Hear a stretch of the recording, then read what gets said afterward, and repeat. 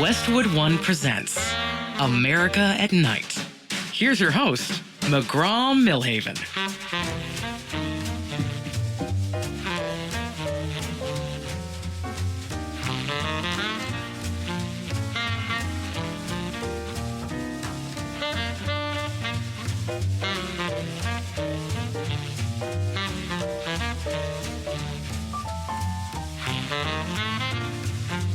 Hey, welcome everybody. It's Monday night here on America at Night, and next hour we're going to talk Roy Orbison, one of the traveling Wilburys. He died back in 1988, but there's a brand new book out that just came out about the man and the legend, Roy Orbison. So we'll get into that next hour. A little bit later on this hour, we're going to talk gas prices, because gas prices are starting to shoot up, and that Strait of Hormuz that is being squeezed is now starting to affect gas prices all across the world. And that means right here in the U.S. We will talk about that. But every Monday, we check in with former CBS newsman Scott MacFarlane, who is an independent journalist. And if you're not following him on Substack, shame on you. Scott MacFarlane, welcome back to America at Night. Thanks for joining us. Good evening. Good to be here. Let's talk about you breaking some news. You did a little investigative snooping around, and you found out that the Justice Department doesn't have any lawyers. It's a problem. I mean, I'm sorry. There's a lot of lawyer jokes we can make, and we're gonna resist that temptation. But the Department of Justice has lost 3,400 attorneys from January 2025. A lot of them have retired or resigned. Some were fired by the Trump administration as part of their reshuffling of the deck. But you can't lose that many attorneys and not give leverage, I'm sorry, to criminal defendants in America.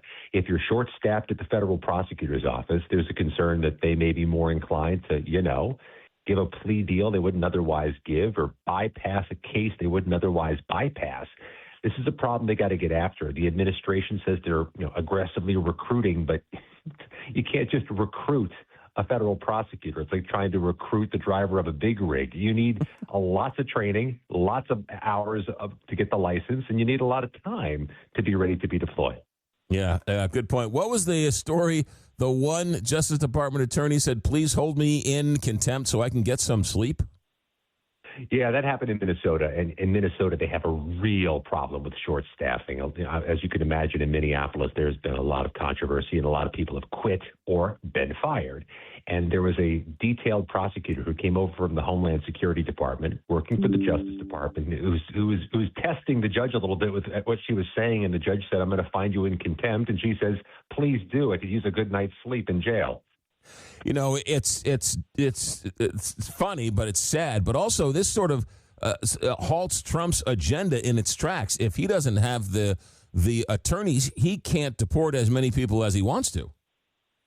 This is part of the byproduct, if not the consequences, of that DOGE outfit. You remember in 2025, Elon Musk came in there and started telling people to leave or take early retirement or take this nice offer, and if you quit now, it'll make it worth your while. It did reduce the size of the federal government, and there's some Trump officials who say that's a good thing because we wanted to right-size some of these offices. But you still need bodies in the building to do things. If you're the president, you need prosecutors and attorneys at the Department of Justice to investigate bad things happening in the country. You need people to help with farm subsidies. You need people to help with Social Security checks and VA benefits. The downsizing does come with savings, but also with a cost. They need to serve the American constituents, and they're a little bit handcuffed right now trying to do so. Let's stay in the Department of Justice. Todd Blanche indicted James Comey since the last time we talked. And here we go. Mano a mano, Justice Department versus FBI guy. What are you seeing? What are you hearing? Well, there's some criticism of this case, including inside the president's own party. Retiring North Carolina Republican Senator Thom Tillis said this thing looks vindictive, and it looks out of sorts. And vindictive is not a casual word to throw around when you're talking about federal prosecutions. Vindictive is usually a grounds in which you can challenge a case, arguing it's political, that it's personal, that it's not justifiable.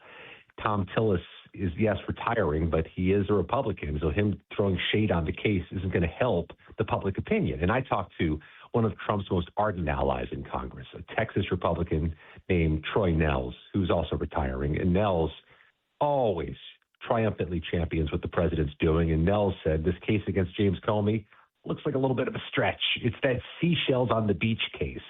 Now, the Department of Justice has made the argument over the last 72 hours that there's more there, that they've had a 12-month or nearly 12-month investigation that yields more than just the seashells. Thing is, they haven't shown us anything more than just the seashells so far.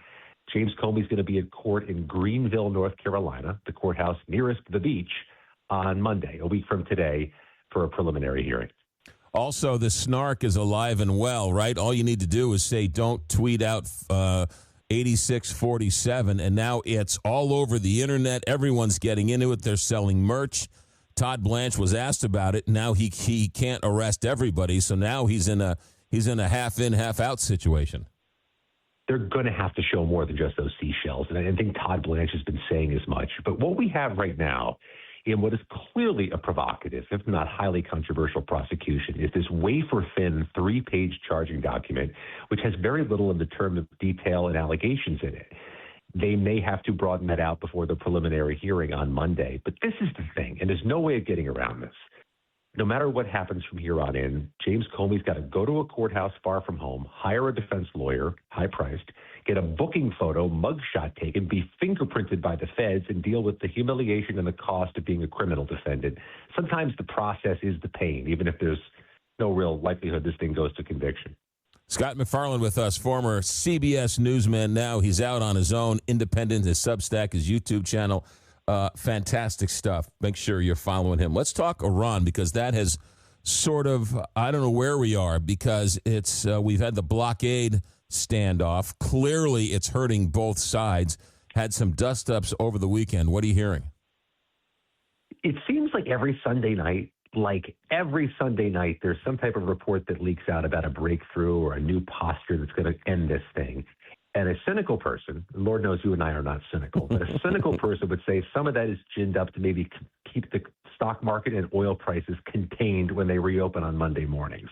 So this Sunday's edition was the U.S. was going to help steer ships through the Strait of Hormuz amid Iran's mechanization of the strait toward their advantage. Now, the U.S. is not sending boats in there to literally parade ships out of there, but there's some type of navigational assistance the U.S. may give. Whatever that is, Iran views that as another act of war, so it has re-inflamed what was already a pretty fiery dispute. I don't think there's a short-term exit strategy here, because if so, it hasn't been whispered even to the most powerful members of the Armed Services Committees in Congress. They don't know what the end game is, and for us, the reality is $5, $6 a gallon gasoline, and I know those who are listening to you and me in California and Washington State say they'd love to have $5 a gallon gasoline again. It's going way above that. This is a problem politically, a big one. Yeah, Iran, too. You hear that food shelves are bare. You hear unemployment is skyrocketing in Iran. Obviously, they're squeezing the Iranian citizen. They're the ones who are suffering. No oil coming in, all sorts of damage being done to the Iranian economy. The Ayatollahs don't really care, or they can it's sort of a game of chicken. Who's going to blink first when you get right down to it? They think they have a longer-term pain tolerance. I think that there's echoes of previous wars we've been in when we say that, but they measure loss and pain perhaps differently than we do. I mean, the American political body, the American electorate, seems pretty devastated by $5 a gallon gasoline. In Iran, they're perhaps measuring pain in a different way. And I think there's a viewpoint. There's a cynicism among Democrats in Washington that the Trump administration realizes the scope and size of what Iran's willing to take and to withstand, whereas we perhaps are buckling easier because we're so impacted by the prices. It's just an asymmetrical type of not war, but an asymmetrical type of pain. And that's why I think this thing doesn't end tomorrow. Yeah, no, I think there's a lot of people who share that, Scott MacFarlane. Let's talk midterms. We had the Supreme Court case overturn some of the voting rights. Louisiana wants to try and change the rules while they're already voting. Where does this thing go if it's this crazy, this far out? Boy, there really has been a contagion going through the country, some states in the country, and I emphasize some, to redistrict in the middle of a decade. This is bonkers that this has become a back and forth between the parties, redrawing lines strategically, nakedly, politically, to try to increase their advantages in the midterms. Now you have this Supreme Court ruling, which really undoes all the protection for minority majority congressional districts.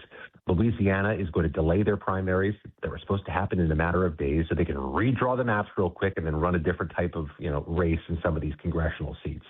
I'm watching more closely at Mississippi. Mississippi has literally already had their primaries. They already have nominees. If they somehow try to undo the primaries, hold them again to redraw the maps to try to knock out the one black elected member of the U.S. House from Mississippi, I don't know what the damage is, but that could be a metastasizing cancer to American politics for quite some time. Yeah, this gerrymandering has gotten so ridiculous, right? Massachusetts doesn't have any Republican representatives. The states are going to go one way or the other. We're going in the wrong direction. I don't know how to solve the problem, but I don't think either side's going to lay down their arms when it comes to the gerrymandering wars. And real quick, watch Indiana tomorrow. Indiana has its state primaries for its state legislature tomorrow. Remember, Trump was defied by Republicans in Indiana who said no to his request for a gerrymander. And Trump has fixations on getting those Republicans out. Some will probably lose tomorrow in their primaries because of that. Interesting. Last question for you, Scott MacFarlane. How much do you take these polls to be accurate? Donald Trump not doing very well. I know a lot of people question the polls. They only like the polls that they agree with. How much is he underwater, and how much support is he losing from his base? By his standards, he is definitely underwater. I mean, he had that bulletproof 37 to 39% approval from a base that seemed to be impenetrable. New polling shows that down in the low 30s, near 30, and it's hard to miss the reason. Prices, food prices, gas prices, fertilizer prices. You can't talk people out of the pain that they're suffering in that regard. They feel it. That's got to get fixed before Trump tries to carry his party past the finish line in November.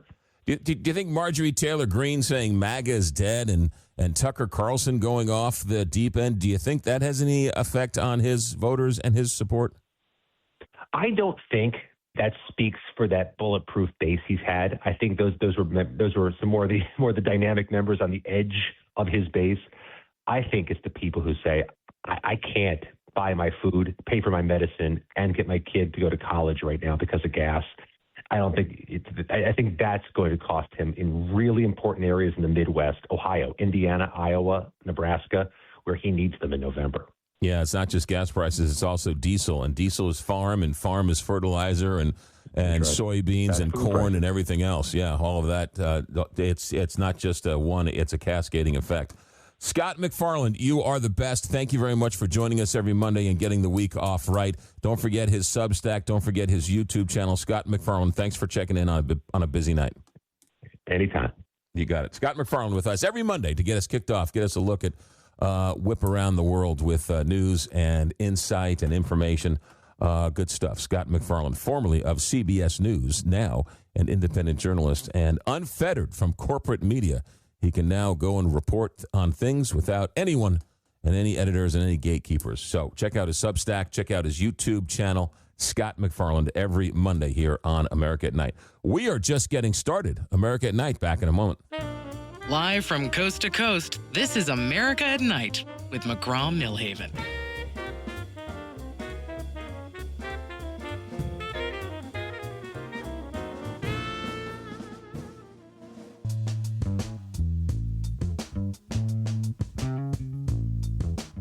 This is America at Night with McGraw Milhaven. Sorry about that. Hope you had a good weekend. We're back with a full host of shows. We had a little bit of a mix-up today. We were supposed to have John Maclean on, who is the son of Norman Maclean, who wrote the book A River Runs Through It. It's the 50th anniversary of that book. It's a book, one of the greatest books ever written. It's such a great literary read, and for those who love sports and fishing, it is a great read, not to mention the movie is 30-some-odd years ago, that sort of launched the career of Brad Pitt. So we're supposed to talk to John Maclean about that. But since our guest who wrote the book on Roy Orbison is going to call us from Australia, oddly enough, it worked out perfectly. It's the middle of the day in Australia. Might be next Thursday in Australia. I don't even know.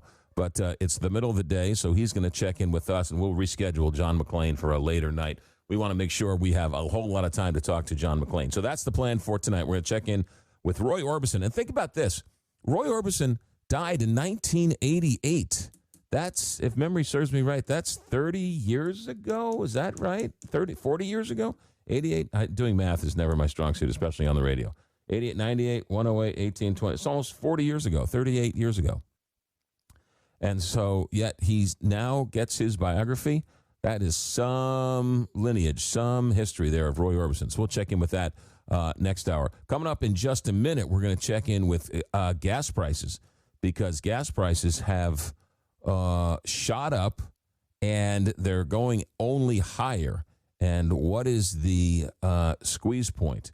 Now, there's also a whole lot of talk about the United States being an oil exporter, and we exported more oil than we ever have this last month. And a lot of Americans want to know why, if we have all this oil, is it costing more? Not to mention the Wall Street Journal had a story, I guess it was Friday, or I guess over the weekend, in which from one Friday to the next, on May 1st, on Friday, Americans pumped $125 million more dollars of gasoline than they did the Friday before. That's $125 million that's been sucked out of the economy.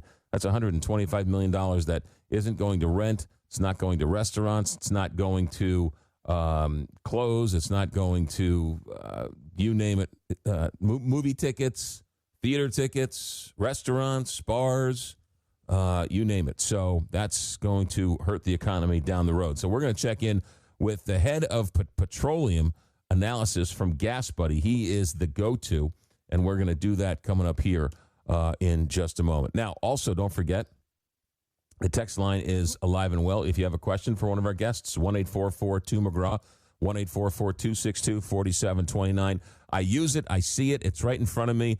Oftentimes, I incorporate those questions into the guests, so it is always a great way to sort of get your questions answered if you text to 1-844-2-McGraw. That's also the phone lines. If you have a question of one of our callers or one of our guests, you can do that as well. Stay right there. Roy Orbison next hour. Not the man, he's passed away, the man who wrote the book. And then we're going to talk gas prices straight ahead. America at Night, back in a moment.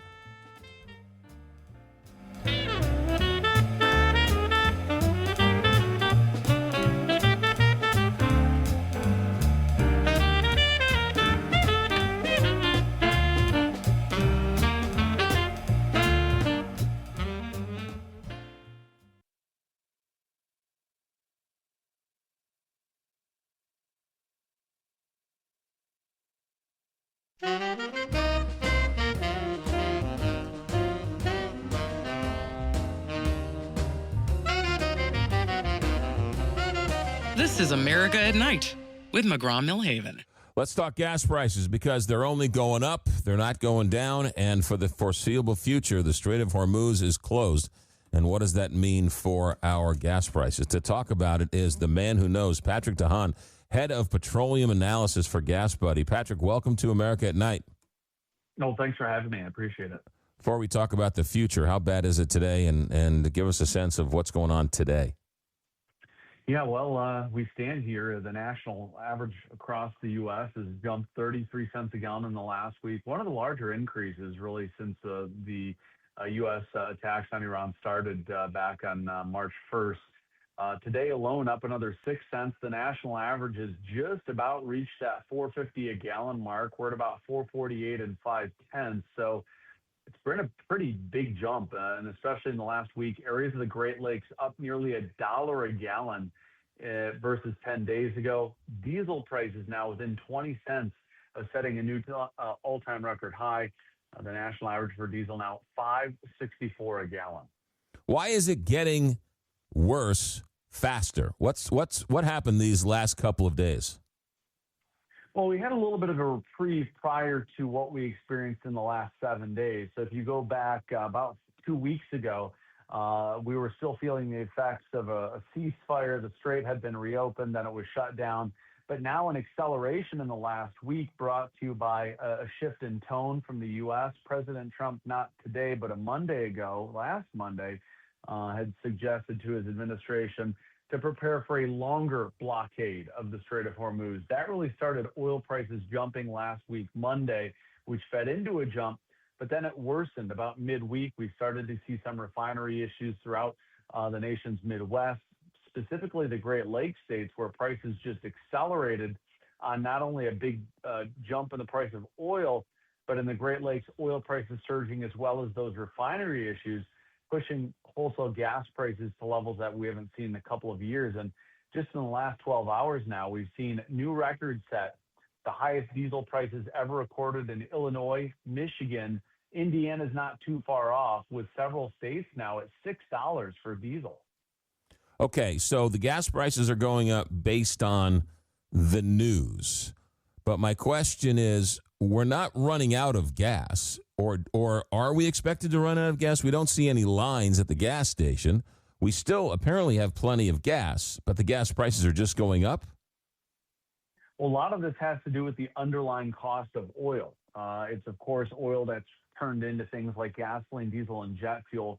And we're seeing the impact because now U.S. oil exports, which President Trump had championed other countries to buy our oil, are doing just that. More U.S. supply is flowing outside of this country. In the last 7 days alone, the total amount of oil and refined products that have left our shores has amounted to almost 100 million barrels, an incredible number that's putting upward pressure on prices here in the U.S.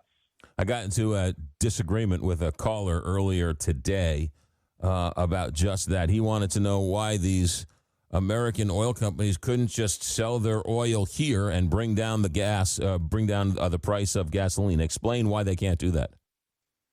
Well, certainly. I mean, they in theory could, but it would be detrimental to their long-term operations.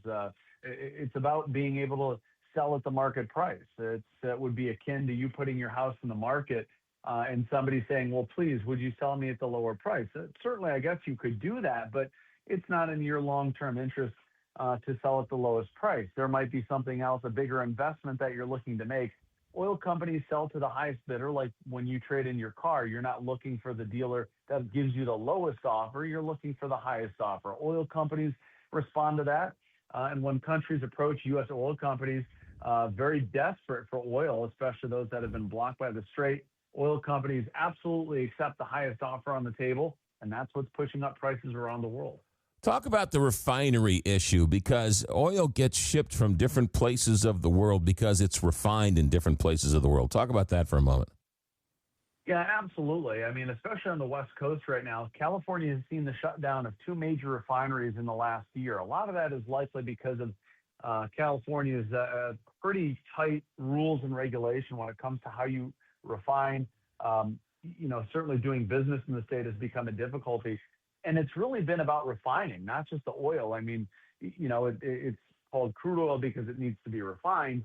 And with the U.S. now seeing a drop in refinery capacity, it's been really about turning that oil into something more usable, like gasoline, diesel, and jet fuel. In some areas of the country, not only did COVID cause a shutdown of some of these refineries on a permanent basis, but now in California, specifically the West Coast, has lost two main refineries that would have supplied California with nearly 20% of the amount of gasoline that they use on a daily basis. And now at the worst possible time as a result of these outages, California is having to import gasoline from the very countries most affected by the Strait of Hormuz being shut down. That is South Korea, Japan, Singapore are the primary areas now where California is going to have to source the difference to make ends meet, for supply to meet demand.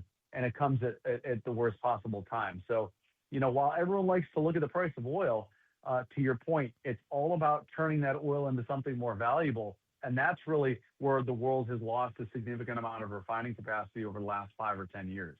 Do you saw the Wall Street Journal story, obviously, that $125 million more it cost Americans this last Friday than the Friday before. Is that square or with your numbers? Is that about right? Yeah, it really does. The numbers I put out today, by the way, it's something that I look at for a gauge on how Americans are feeling, hint pretty lousy. Americans now collectively have spent nearly $24 billion more on gasoline since March 1st when the war began. today's total of that 24 or so billion is about $558 million more. Just in the last 24 hours, Americans have shelled out nearly $500 million more on gasoline than they did prior to the war.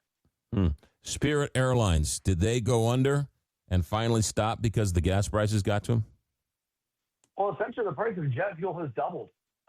And when your airline is doing a business of selling tickets months in advance, and suddenly the price of one of the major components of airlines is jet fuel prices, in addition to labor and the actual planes themselves. I think fuel is probably a number 2 or number 3 expense. So when your number 2 or number 3 expense doubles, and you've already basically sold those airline tickets at prices much lower, you're not going to be in a great place. And that's why other airlines have been starting to either reduce benefits or increase prices. An airfare I booked between the U.S. and Italy for later this summer has gone up 64%.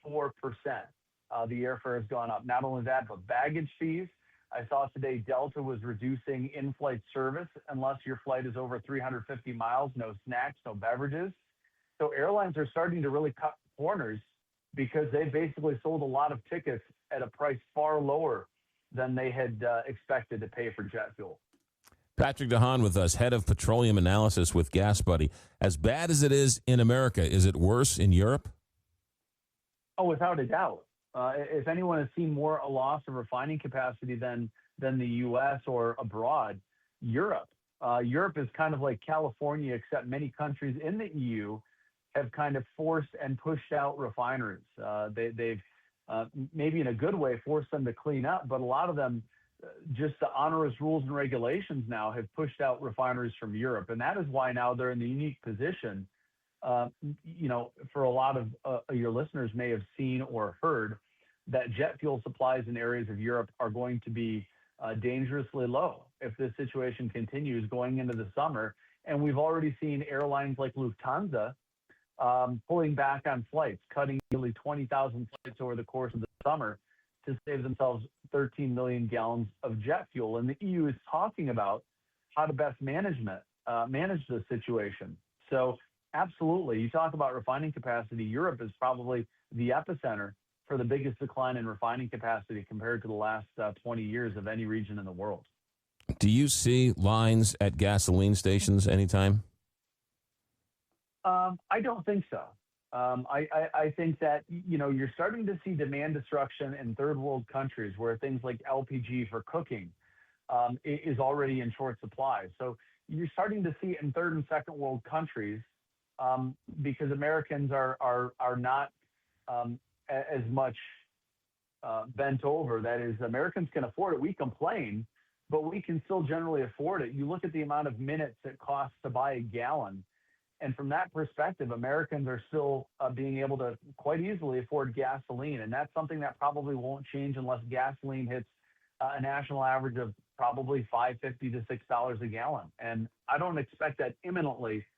But no, I really don't see much risk of widespread shortages here at all for gasoline in the United States. But you do see prices going up the longer the strait remains gridlocked. Oh, without a doubt. We will continue to see oil prices trending higher. Now, of course, there's a lot of headlines to navigate as well on how the situation is being read by oil markets. But we saw oil prices make a big gain today after Iran targeted the UAE, their infrastructure. And the more Iran does that, the faster and higher prices will eventually go. And if the strait remains closed for another month, I certainly won't want to see gasoline prices then. They certainly could exceed $5 a gallon by Memorial Day or potentially in early June if the strait remains closed. And they'll continue climbing until either global demand declines or the strait fully reopens. And so that could put us on a trajectory for new all-time record highs at some point, potentially by July 4th. Patrick Haan with us for a couple more minutes. He's with GasBuddy, head of Petroleum Analysis. Patrick, what happens if the Strait of Hormuz, we wake up tomorrow morning and the strait situation is solved and ships are allowed to move freely, assuming that were to happen tomorrow? How long before gas prices get back to normal levels, if you will? That'd be a wild way to wake up. But we would start to see prices coming down pretty quickly within a few days. But if you'd compare the March 1st price to what we're paying here in the month of May, if you'd say that's 100% of the increase, well, we'd probably see 25% of that increase rolling back within 2 to 3 weeks, and then maybe another 25% within 2 to 3 months.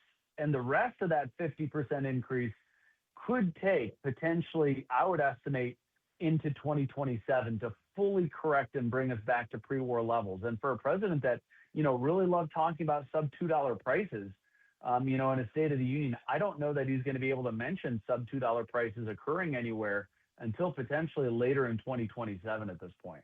Yeah, he had the State of the Union, and he sat there and talked about the price of a gallon of gasoline and a barrel of oil, taking credit for it, and then a week later started in on this current situation.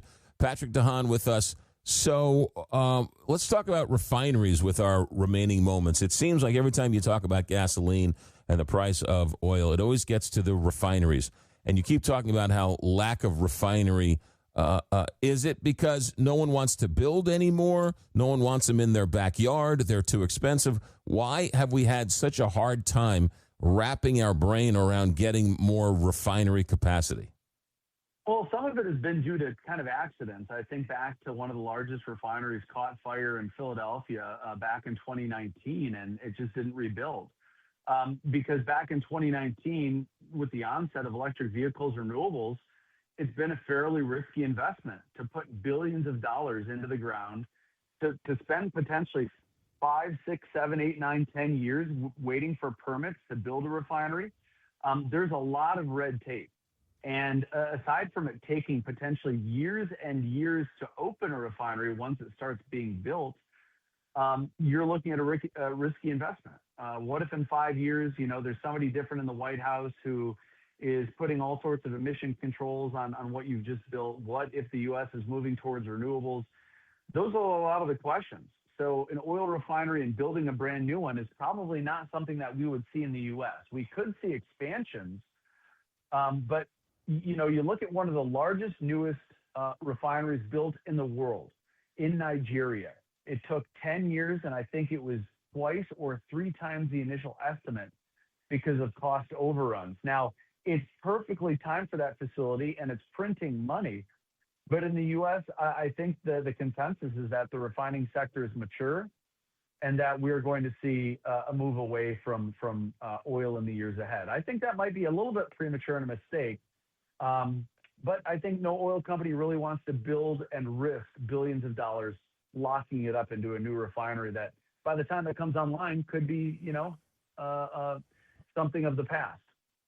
Yeah, Patrick DeHaan, really good insight. Last question for you. I'll finish where I started. Gas prices today, they're accelerating. What are they now? And by the end of the week, look into your crystal ball. How bad could it be by the end of the week if things can continue as they are?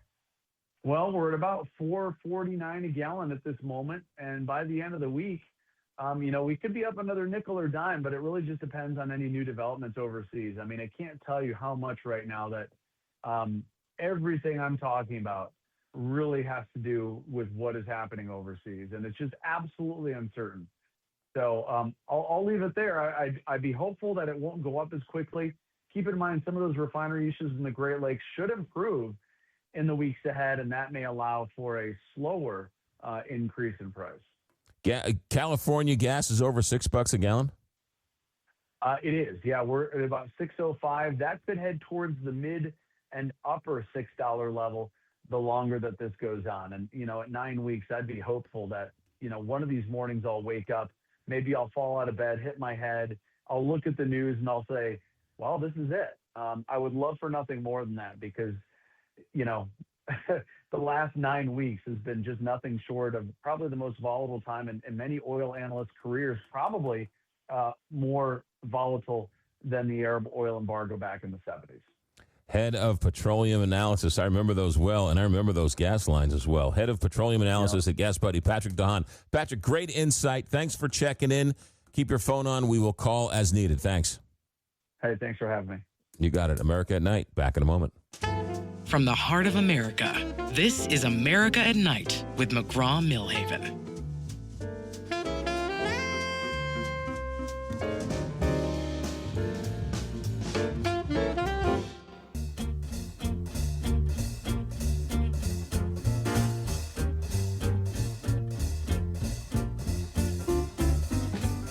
This is America at Night with McGraw Milhaven. All right, that's going to do it for hour number one. Our thanks to Scott MacFarlane, formerly of CBS News, and then Patrick Haan, head of Petroleum Analysis for GasBuddy.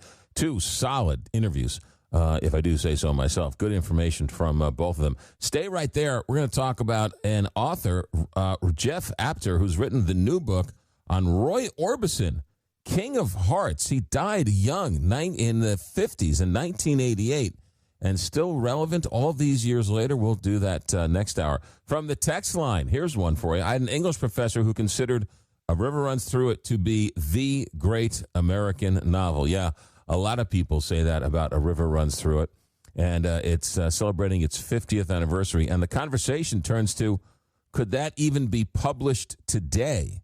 Which is a sad commentary on the world we live in. But we're going to talk to Norman Maclean's son, John. We're going to do that. We're going to reschedule that because we had a scheduling snafu, so we're not going to be able to get to him tonight. But he is on the docket, and we'll get to him here in the next week or so. So hang tight for that if you want to enjoy it. And, of course, you can always download the podcast, where all podcasts are found. Just subscribe, America at Night. We're just getting started on a Monday night. Our executive director is Alex Hinton. Our engineer tonight is Richard Good. I'm McGraw Milhaven. This is America at Night on Westwood One.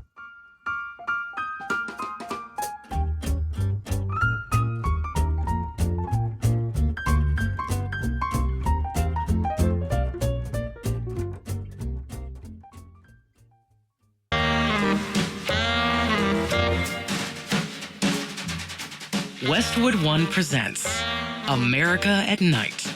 Here's your host, McGraw Milhaven.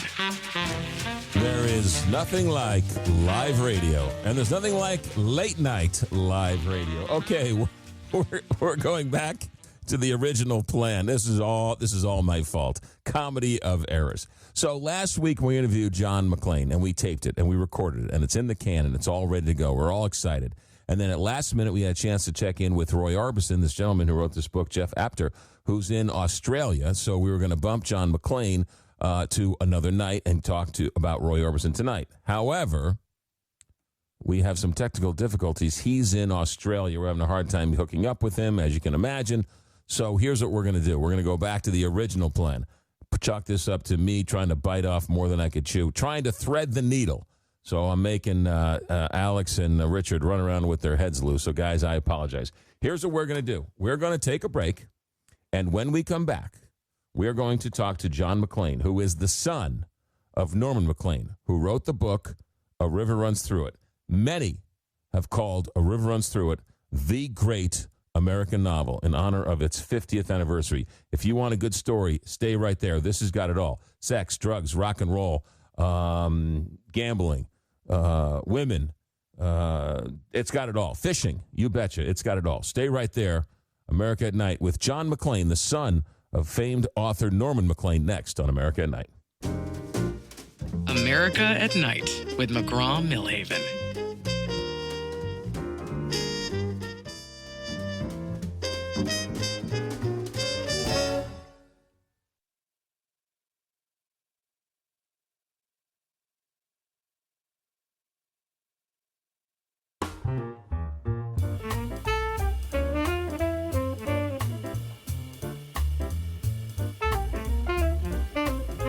Join the nightly conversation, America at Night, with McGraw Milhaven. It was 50 years ago that an unknown professor at the University of Chicago decided to write his memoir and a couple of short stories. Nobody wanted to publish the book until the University of Chicago said, all right, he's one of our professors, we'll publish the book. That book was called A River Runs Through It, and it became a classic. 50 years later, we're talking about it. It was written by a man named Norman Maclean, and his son, John Maclean, joins us now to talk about that. John, welcome to America at Night. Thank you. It's nice to be here. The New York Times just did a whole piece on the 50th anniversary of the book, sort of renewing interest. But it's been one of those books that was wonderful. The movie did it justice, I think. And so you have sort of shared your family with America for the last 50 years.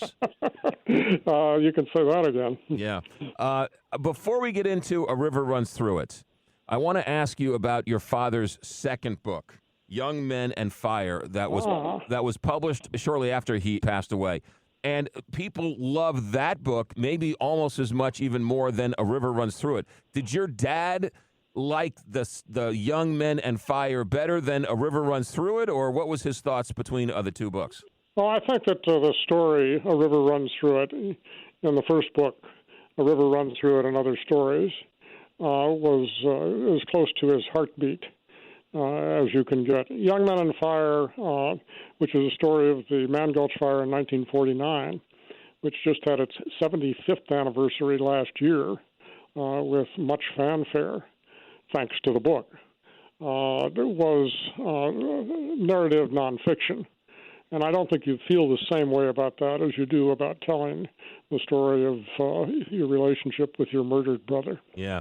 You ended up writing a book in 2021 called Home Waters, A Chronicle of Family and a River, which sort of talked about the sort of true story and as the son of that. And you went in and sort of did some research on your uncle's murder, right?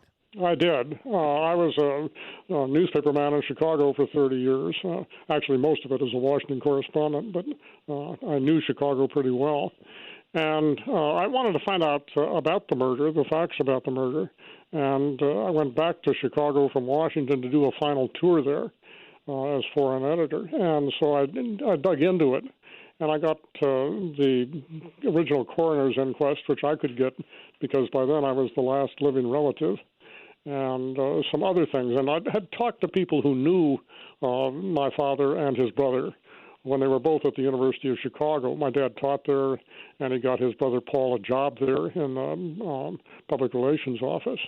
And so I had a lot of personal stuff that I hadn't used, and I had documents on the police investigation, and I put that together into Home Waters to try to straighten out what had been an event that people talked about without knowing a lot about it. Yeah. I mean, it was a mysterious kind of death. I mean, he was found in the early morning hours, beaten half to death in an alley on the south side of Chicago, and he died that afternoon from the beating.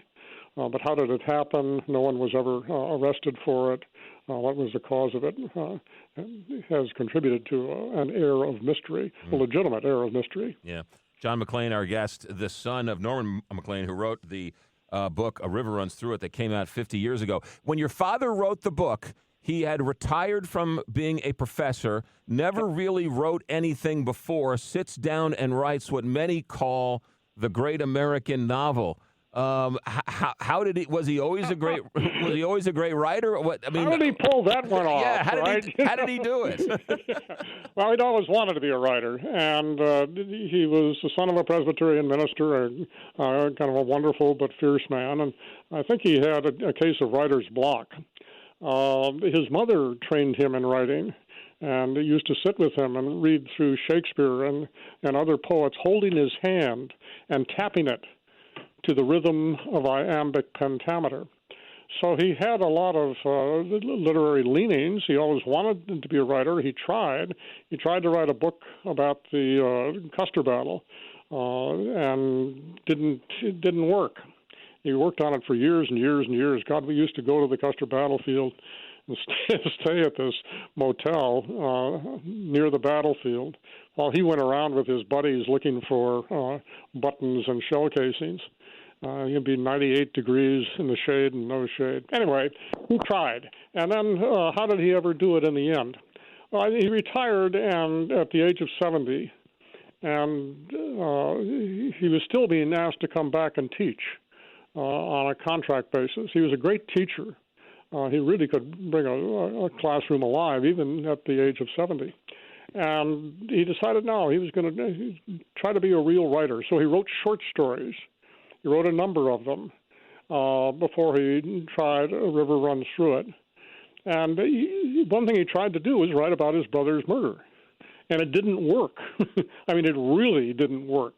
It's mentioned in a short story, and all it says is, that it just happened, and there was nothing after it. There was no development. There was nothing beyond his murder. He never was able to assimilate it. And so he had a little talk with himself, I think, at about the age of 70, and said, look, if you're going to write about your brother, you better just write about it straight, not back into it or fiddle around. And that's when he wrote A River Runs Through It. So it's a story that came from half a century of rumination and trying to come to terms with this business with his brother. And finally, the effort succeeded in creating what was acknowledged almost immediately as a literary classic. And it has appealed to people on an emotional level ever since as a story of brothers. I give a lot of talks publicly, and I can see people in the crowd, and I know what's coming. They have this kind of fixed look on their face, and I know that they're going to come up, and no matter what, they're going to wait through whatever line, and they're going to say something to me. And they come up and they do. And it starts with, I had a brother, or I had a sister, just like your father's brothers, Paul, and we tried to help him, and we failed. And I always felt alone and isolated until I read River Runs Through It. So it has brought a lot of comfort and consolation to people, and as well as its high literary content. We always mention that, it's a literary classic. It's an emotional classic as well. Yeah, no question about it. And I guess he ended up telling the story of your uncle, his brother, and your grandmother and grandfather, and his story through fly fishing, right? Fly fishing was just the vehicle, I guess, which sort of got him unstuck? Well, it's the thing that held them all, that they all used, the men did, to hold them together. It's a place where they could be together. As a family of Scots Presbyterians, they didn't go around exposing their emotional life to each other with great ease. They had a hard time talking about important things. And one way that they could get together and be together was in fishing. And it's a wonderful thing, fishing. And it serves this not only for the Maclean family, but it has been now recognized as a way of dealing with at least initial stages or, in effect, PTSD. I mean, there are places you can go as a veteran now where you have PTSD, and one of the ways they treat you is by taking you fly fishing. It has that quality. And it certainly had the effect in that family of holding them together. It's also interesting. The casting is interesting. You have adventures. You can half drown in a big river and so on and so forth. So it's a good literary vehicle. That's a great point. So he writes the book, and he shops it around to publishers, and no takers. Well, it is interesting how that happened. What happened was he had some people read it, and there was a young editor at the University of Chicago Press who loved it and thought, well, we've never done fiction ever at the University of Chicago Press. So how am I going to make this appeal to the people who sit on a board that makes decisions about what we're going to publish? And he said, what we really need here is a rejection by the East Coast, which, there's a little tension between Chicago and the East Coast. Sure. So they sent it off to a publisher on the East Coast, and sure enough, it got rejected. The letter that came back said, we think it's really well written, it's a good story, but it's not saleable stuff. And so they took that letter and went into the board, which was composed mainly of my father's friends on the faculty, and said, look, the East Coast has turned this thing down. This is our chance to be brave and show them up and publish it. And they did. And were they expecting it to sell a lot when they published it, or were they doing it? Absolutely not. The first press run was 1,500 copies, which is a trickle. Right. Well, you get that many from libraries. And in the first year, they had to have a second printing. And we've all tried to find out exactly how many were in that second printing. It was something around 3,500 copies. So you had 5,000 copies the first year. And then the second year, they did 10,000 copies. And before the movie was made, which sent it skyrocketing in sales. But before that happened, my father was very proud of the fact that every year it sold more copies than it had the previous year. And if you've ever been in the book business, and I have, I've been writing books for 30 years, that's phenomenal. That's not the usual curve. The usual curve is you get good sales right after the book comes out, and then it tapers off. His book, on its own, without the movie, went the other way. Yeah, it's a testament to word of mouth, right? Because you weren't getting. You got it. He wasn't getting on the Today Show or the Larry King Show or whatever back in the day out promoting the book. It was, I read this book, you have to read this. Absolutely, and it was the fishing community originally that was the great source of support. People would pass it around and say, well, anybody can write a book about how you fish, how you cast, how you tie flies, and all that. This book tells you what it feels like to fish. And that was the draw on it that worked then and works to this day. Yeah. Seems like at that point he unlocked whatever he was blocked, and then comes Young Men and Fire. And that has gotten rave reviews too. So it seems like he got blocked up again. Well, and then he died. But he found his voice later in life. Good way to put it. Yes, and he ran out of time. He worked on that for 13 years, but the last 3 years he wasn't, working on a book. He'd look at the manuscript and hold a pencil over it, and nothing happened. And he died, and we looked at the book and had it read, Young Men and Fire, had it read by a very good friend of his who was a noted literary critic, and said, well, what should we do with this? He said, well, you probably ought to have it published to show the work that he's done on it. Which is a serious under-reading of the book. So we went to work on it, got it to the University of Chicago Press, fine young editor there, Alan Thomas, took it over. And I called him up at one point. I said, Alan, this thing it's kind of rough shape. He said, John, wait a minute. He said, this is the way books look sometimes when they come in. He said, yes, there's work to be done. Repetitions need to be eliminated. Some things aren't in the right place. But it's there. It's there. And so he spent a lot of time moving things around. And I spent a lot of time, and others did too, doing the kind of fact-checking you do at the end of a book. I had over 100 items, and I got an over 90% score from the University of Chicago Press, which was keeping score on all of us who were doing this kind of work. And when it was done, I talked to Alan. I said, Alan, people are going to say we rewrote my father's book for him. And we both know that's not what we did. But would you write something, an editor's note kind of thing, and say what you did? So he wrote that, and he told me, and the only in-writing he did was about 3 or 4 sentences where he had to make a transition that hadn't been made. Everything else was my dad. So I did the first audio reading of it, and I'm sitting there in my cabin at Seeley Lake with all the recording equipment doing the reading. Easiest thing I've ever read. I mean, it just falls out of your mouth. The timing is perfect. Pausing is perfect. You don't have to rehearse. You just read it. Until I got to about 3 or 4 sentences where it went clunk, clunk, clunk. I said, that's Alan Thomas. So you could see where your dad stopped and the editors picked up. Absolutely. This book, the second book, was Young Men and Fire. It was published after your father's death. And writers have called it a brilliant work of nonfiction narrative and a memoir, and they call it almost as good, if not better, than A River Runs Through It. The River Runs Through It obviously speaks for itself, but Young Men and Fire. Your book, Home Waters, A Chronicle of Family and a River. John Maclean, who wrote in the early 2020s about his family, and the movie, the real story, A River Runs Through It. We'll come back and talk more with John Maclean. America at Night, back in a moment.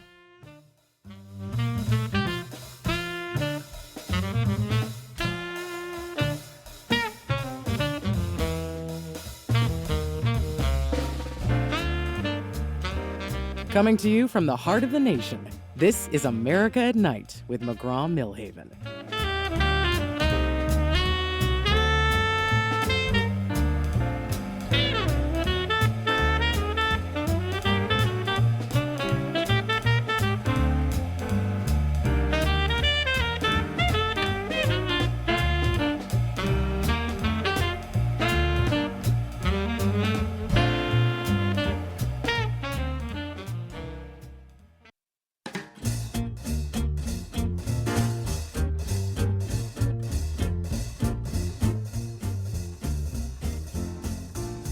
Welcome to America at Night with McGraw Milhaven. A River Runs Through It. The movie is over 30 years old, but it took almost 20 years for the movie to be made from the book, which came out 50 years ago, and it is considered an instant classic and one of the great American novels. Norman Maclean died a few years before the movie came out. His son, John Maclean, joins us to talk about his family, his father, and that wonderful, wonderful book, A River Runs Through It. When you read it for the first time, how much of the story did you know, and how much did you learn about your grandmother and grandfather and uncle when you read the book? Well, what I learned mostly was about my father's writing. He showed us, my wife and myself, the text of it, the text of it, the final. One time when we were off on the eastern shore of Lake Michigan in the middle of a very cold period, there wasn't anything to do outside that day. It was snowing, and so we stayed inside in front of a fire, and we both read it. It's 104 pages, so my wife could read it, and then I could read it. And we looked at each other, and I didn't say anything, but my wife said, this is like the stuff we used to read in college, the great literary classics. And it was stunning. I thought, my God, I couldn't get myself up to the level of the book. I couldn't say, oh yeah, this is obviously a literary classic, world-class literature here. I mean, how do you say that about something that kind of came out of the blue? So we went in to see my dad. He was sitting in a different room. And he had this look on his face. He was very expectant. He could really have been hurt. One of those open looks. He was not an open man. And he was, and I said, this is fantastic. Don't let anybody change a word on it. This is a wonderful thing. And he just, this rush of relief and pleasure. He didn't know at that time that he had really done it. I think, part of him knew it, but not all of him. Is it true, John Maclean, that Hollywood came calling for your father to write the book, and he turned them all down? Tell me that story when Hollywood starts to come. Yeah, it doesn't quite go that way, but it's he was very difficult, and he thought that his book was his book, and he didn't want anybody messing with his family. Yes, Hollywood came calling, and a couple of executives from Paramount came out and had a talk with him at his place in Chicago. And he said afterwards, all these guys want to do is talk about great art and passion and all that, and all an author wants to talk about is money. But he signed up with them and got in. There was an option. Then later, Robert Redford got interested in it and got in touch with him. And I don't know what happened for real, but in trying to read it from the outside, I think what happened is that Robert Redford was a big enough name that he could Bigfoot. And Paramount very graciously allowed my dad to get out of the contract with them so that he could sign up with Redford. And they used to sit there, Redford and my dad, and they'd talk to each other, and Redford would pretend to be a Scot. He was really Irish. And he'd get along very well. But that didn't happen until later. The first time, Redford was going to come out to Chicago and meet with my father in his little apartment on the south side in Hyde Park. And he was a day late. And my father opened the door and said, Robert, you're late. And he closed the door, and that was the end of it as far as he was concerned. And people found out about that and got busy and got the wires back up. And the relationship eventually became very friendly and warm. Redford sent my dad a draft of the script that was written by Missoula figure.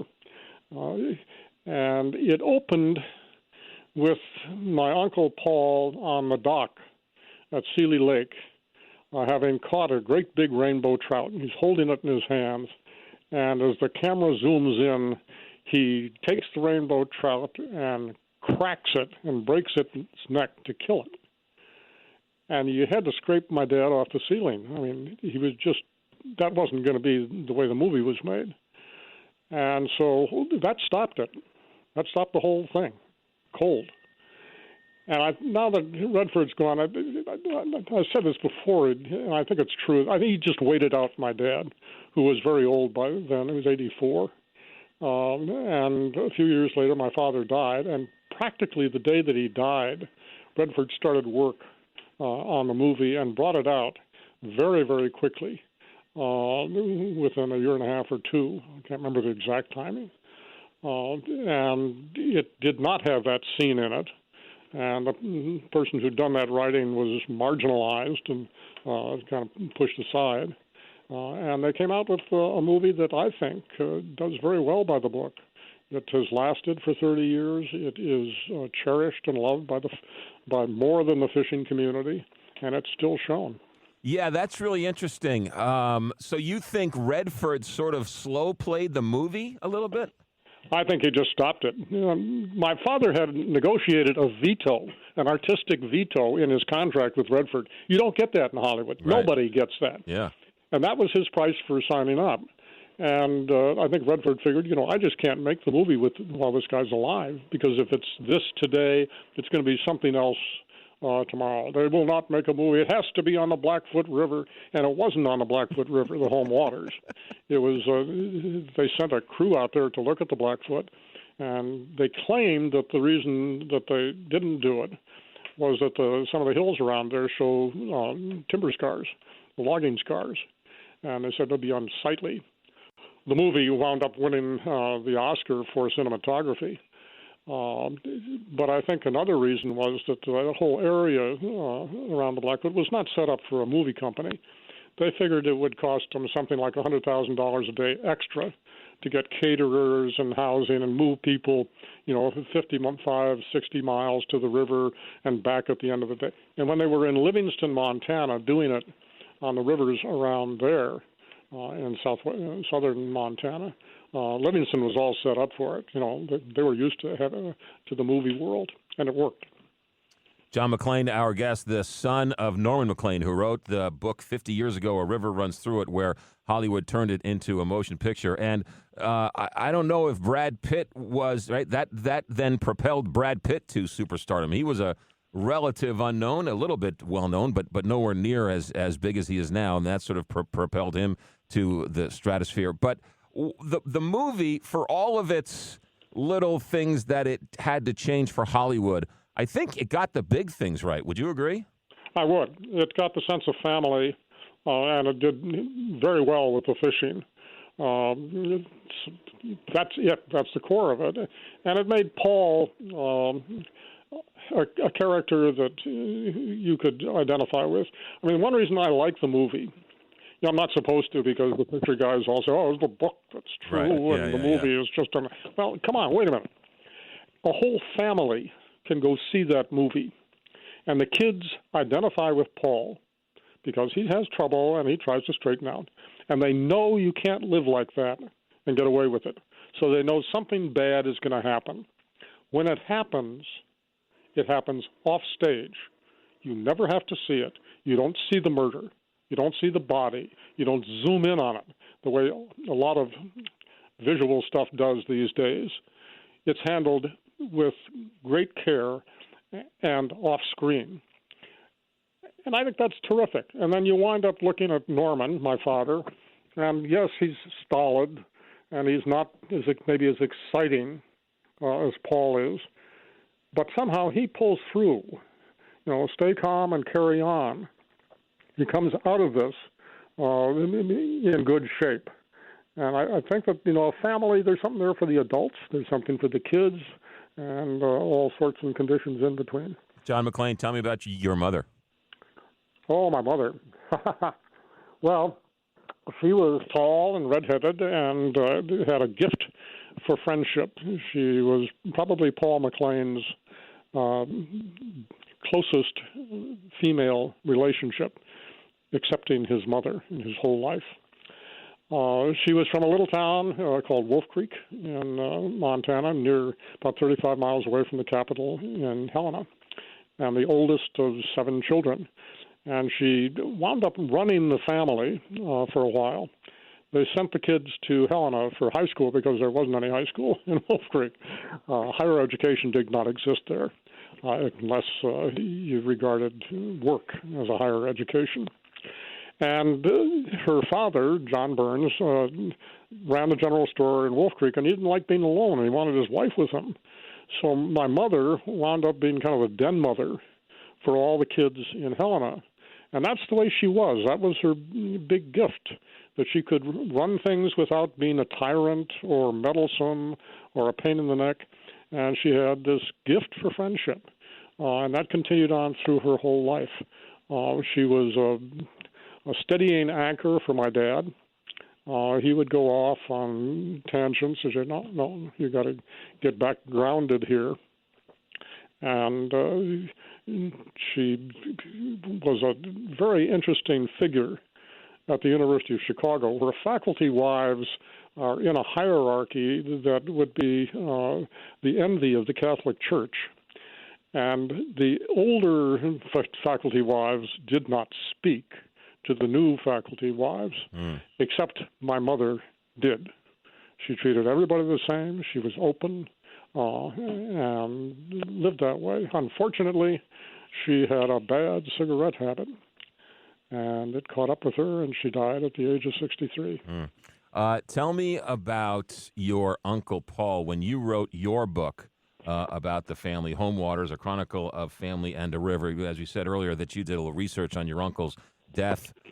In the movie, he dies in Montana, but in real life, they got him out of Montana to sort of get him out of, away from the gambling, away from the drinking, to try and start a new life, and he ended up dying in Chicago. What did you learn?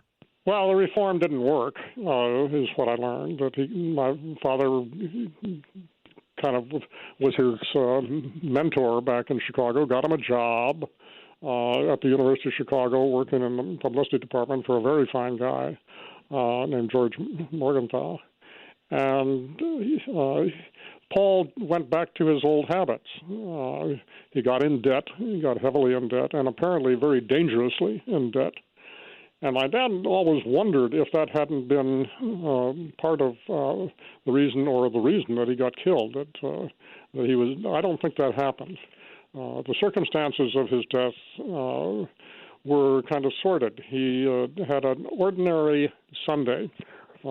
He took his girlfriend to a White Sox game, and then he took her to the fancy restaurant in Hyde Park, Morton's, for dinner, walked her home, and left her at the door at 10 o'clock at night. Then he walked across the Midway to his quarters on the other side of the Midway, which is getting into dangerous territory in Chicago. If you went across the wrong street in those days, one side could be safe and the other side not.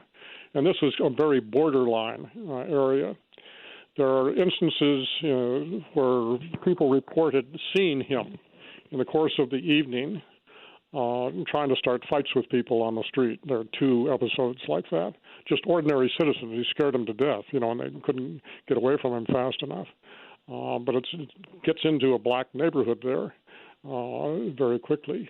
And that's who the people were that he was accosting, apparently.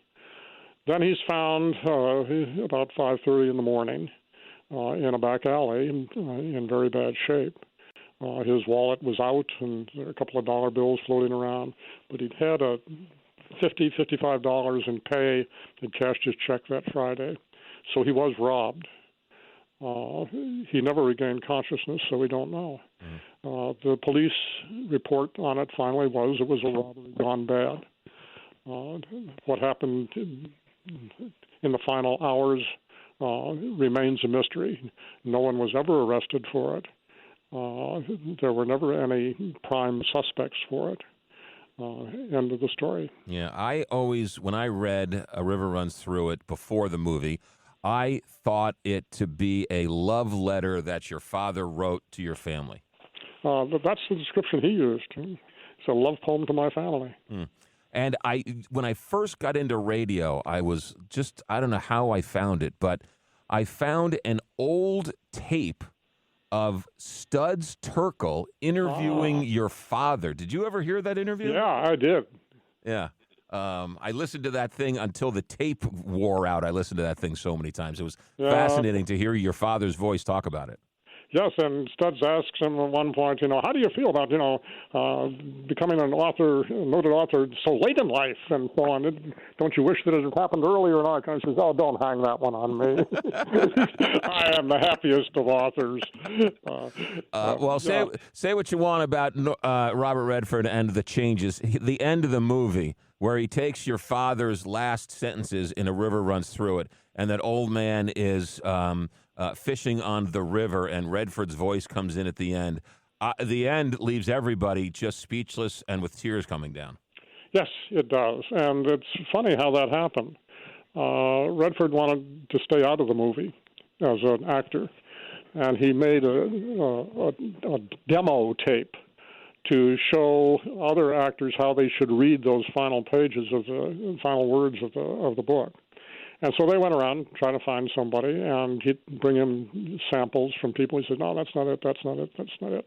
Finally, he said, Robert, the way you did it is the way you like it. You got it just right. Why don't we use that? And they did, and they were right. He got it exactly right. And if you try to read that yourself out loud in front of an audience, you will discover it looks simple, and it's not easy to read. It really isn't. Yeah. And he nailed it. He did a beautiful job. They also found that older guy, fisherman, who had hands very much like my dad's hands. They looked like his. And that took a lot of hunting to find that fella. Yeah, that was a perfect end. And the movie still stands up 30 years later. The book is timeless. The movie stands up. A River Runs Through It. John Maclean, the son of Norman Maclean. The book was A River Runs Through It. His second book, Young Men and Fire, which is a great, great read. It's well respected. And John Maclean, thank you very much for a wonderful hour. It has been so enjoyable. Thank you for sharing your family and your family story. It has been a true honor talking to you. Thank you very much. Well, thank you for having me. You seem to have gotten the idea. It is America at Night. Back in a moment. America at Night with McGraw Milhaven, where the nation comes to talk.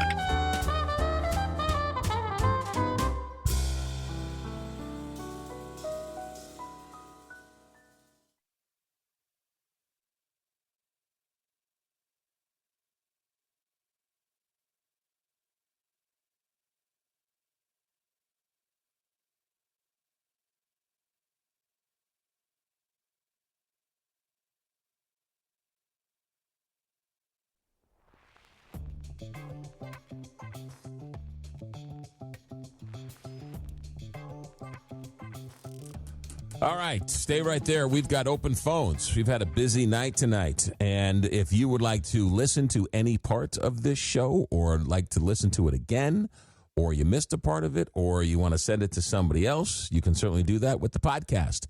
It's simple. It's easy. Nothing to be afraid of. Go to any platform where podcasts are housed and do a search for America at Night.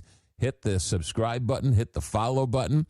And each and every day they will send each night's episode to your phone. And then you can listen to it at your will. At your will. And then go from there. Stay right there. It's open phones. Text line is open. Phone lines are open. 1-844-2-McGraw. 1-844-262-4729. If you want, you can also text your name and number. Alex will send you a link where you sign up for the daily text so you know what's coming up on the show. And if I don't mess things up, it works smoothly, except for tonight. Stay right there. Open phones next hour. We'll get to your phone calls. 1-844-2-McGraw or 1-844-262-4729. America at Night is our executive director is Alex Hinton. Our engineer is Richard Good. I'm McGraw Milhaven. This is America at Night on Westwood One.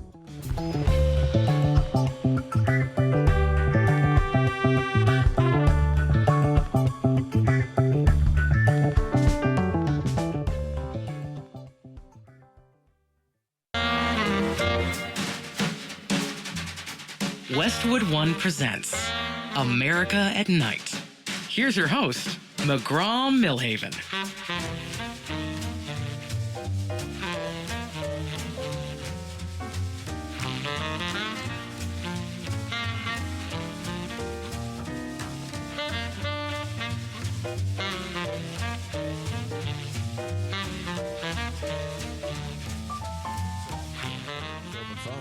late night conversation like it ought to be. Here are the phone numbers: 1-844-2-McGraw,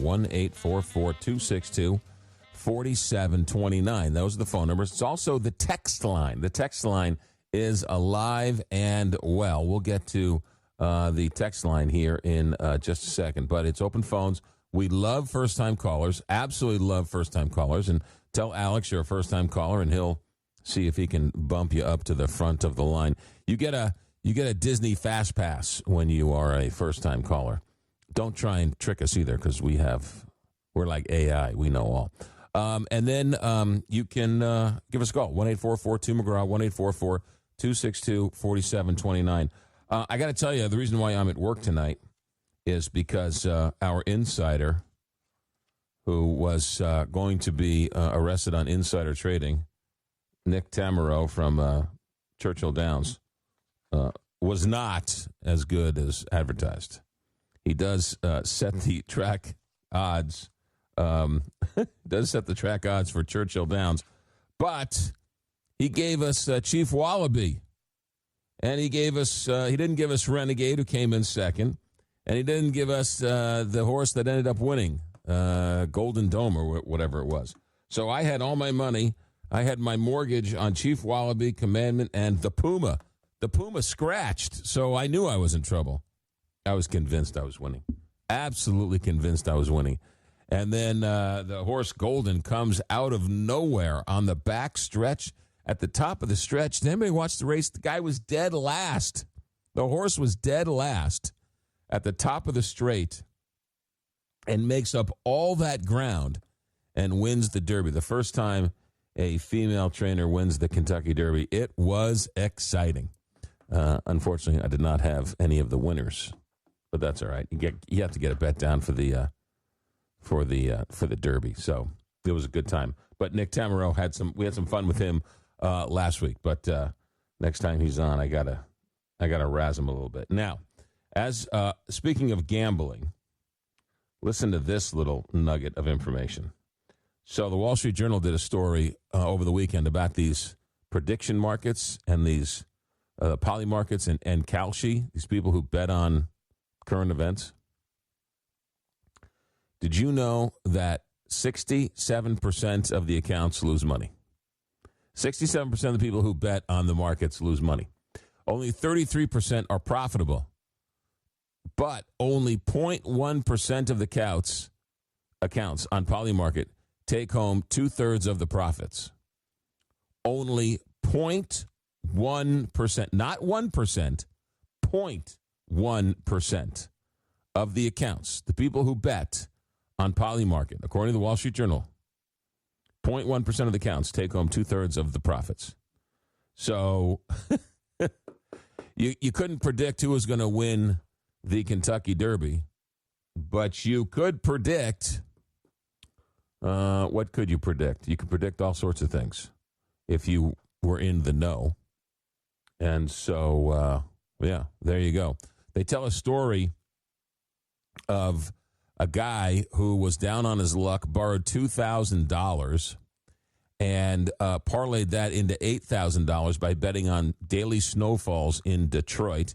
He parlayed that into $41,000, and then he bet it all on a celebrity that would say something on TV, and he lost it all. Now, I don't know what he said, but maybe he was betting on Jimmy Fallon saying something, and Jimmy Fallon didn't say anything. Well, you know who knows what Jimmy Fallon's going to say? His writers. So maybe his writers took the money because he knew that joke about Trump wasn't going to make the final call. So people who bet on these poly markets and on what somebody's going to say, it's a rigged game. You can't win. It's rigged. I don't know why people play it, but it's an interesting story in the Wall Street Journal.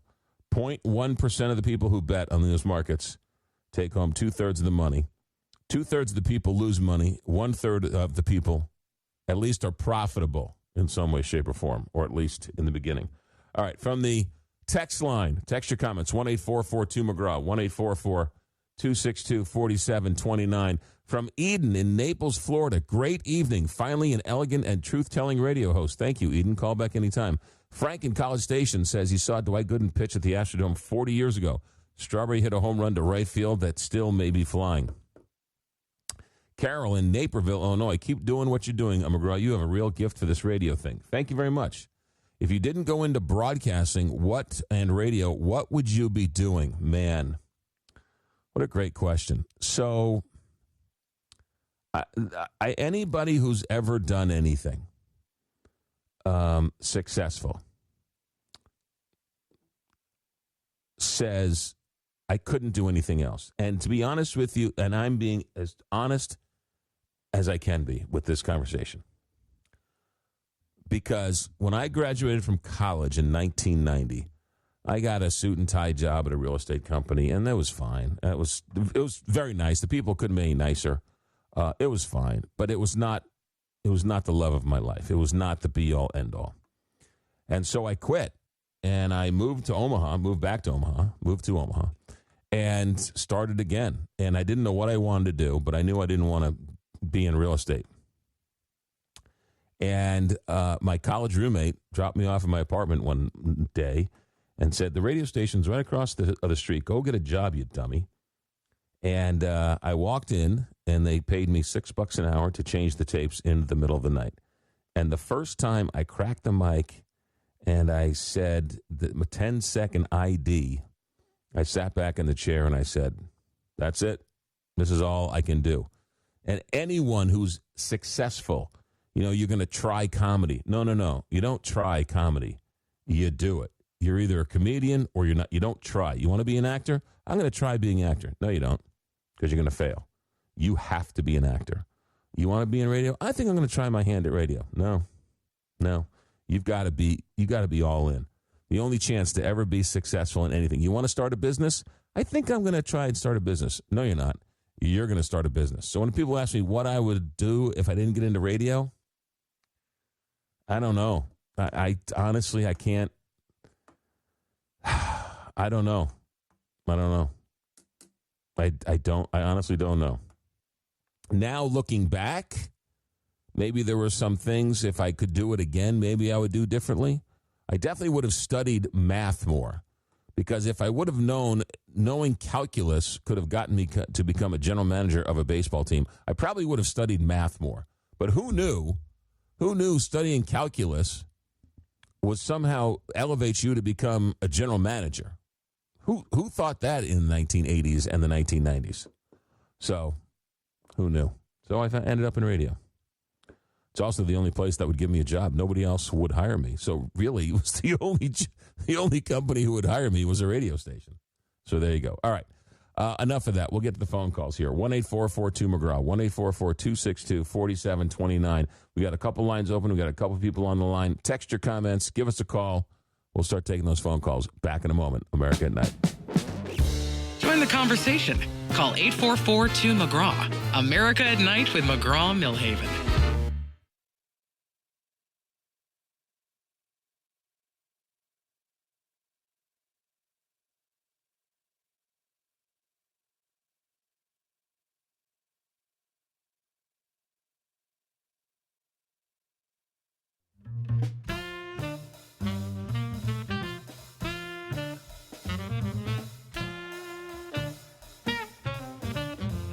Relax.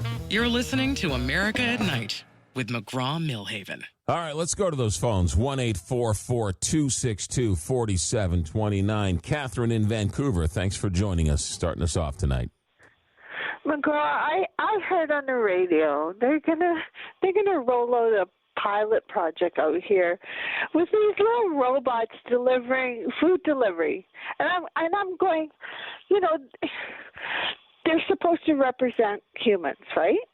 And humans have been caught out here taking pepperoni off the pizza. And I'm going, this is insane. That's an outrage. They're going to be hungry. They're going to be running back and forth, and they're going to rip people off, and they're going to be. Who are you talking about? The robots? Are you talking? Hold on a second. Robots aren't going. Robots don't like pepperoni. But you bring up a good point. To get gas? You bring up a good point. If a robot brings you a pie, do you have to tip the robot? Well, then they're going to have a fight on the corner, right? You're going to get two fighting for that corner. And what are they going to do? I'm all for robots dropping things off because that way you don't have to tip them. Well, I think you do because then they'll get mad at you, right? You don't know what they're going to do. I don't care if a HAL 3000 gets mad at me. He's a computer. It's a robot. It's a droid. Get over yourself. Catherine. No. Catherine. No. Catherine. My mind's going crazy here. Yes, it is. Catherine, have yourself a good night. Thank you for calling. Listen to this. So last night, let's try to get to the phone call in here. I'll tell you about the movie we watched last night. Scott in St. Louis. Scott, welcome to America at Night. Yeah, Professor Robert Pape from the University of Chicago. Is this your? Hold on a second. We're talking non-politics. Your first topic tonight. What's your non-politics topic? I almost became a Moonie when I was younger. Okay, no. Again, that's give me something current events wise that you have to talk about. What? There's nothing to do with politics. Well, the thing with the Moonies has nothing to do with politics. It does not, but it's not necessarily a current event. Well, it has to be a current event? Yes, it has to be a current event. You have to show me that you read something or watch something other than politics. I'm doing this for your own good. I can't do it, man. I know, but I can't do it, man. Okay. All right. Well, call back next time when you can talk about something else other than politics, and then I'll let you talk politics. Okay. All right. Fair enough. Thank you, Scott. I appreciate the phone call. Yeah, no, I can't do it, Scott, for your own good. Scott, you're going to thank me someday. Scott calls up every day and talks politics. You have to talk something else. You have to talk about something else other than politics because it will suck the brain matter out of your head. It's a sugar high. It's a total sugar high. It's like eating a roll of Starbursts,